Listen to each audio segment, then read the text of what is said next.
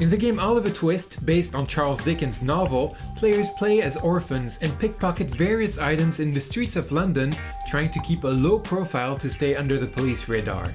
At the end of the game, the richest kid will have a chance to buy his freedom and leave the evil Fagin. The game is played in 2 rounds, a day round followed by a night round. Both follow basically the same guidelines where players steal tokens and try to put together collections of at least 3 identical items to sell to Fagin.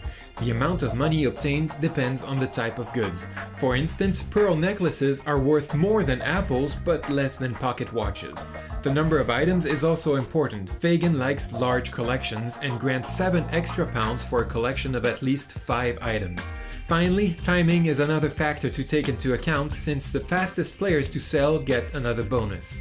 The active player may steal one of the 4 items immediately in front of the gang token, which represents all the children. The player moves the kid to the token he's stealing, stashes the item in his stakeout, and places the ones he ignored in his police file. While no one's allowed to open the police files in order to check them, not even the players themselves, it is possible to get a peek through the windows and get a feel of what's hidden in there. And that's important because at the end of the round, everyone has to open the files, and the player with the largest file, containing the most tokens, must pay a penalty of £1 per different type of items.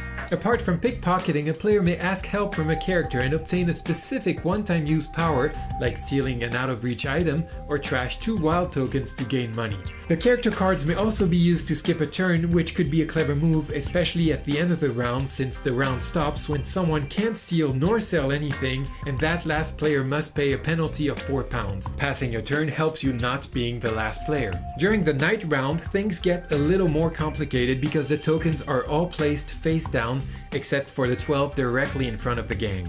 The remaining ones will slowly be revealed during the round. At night, players may rob property in an attempt to earn end-of-game bonuses, but robberies are risky and players may get caught in the act and lose points. This is where tools stolen during the day get handy. They drastically improve the chances to earn more points and avoid a penalty. For the rest, the night round plays like the day. Players steal items, sell those to Fagin, and get rewarded for being fast and for selling large collections.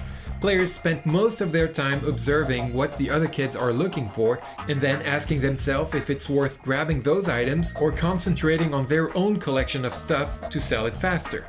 They also have to consider the risk factor. Grabbing the first item in line is risk-free but not necessarily the best option for them. On the other hand, stealing another one is usually better but adds to their police file. The choice is usually pretty easy to make, and in that regard the game moves at a good speed.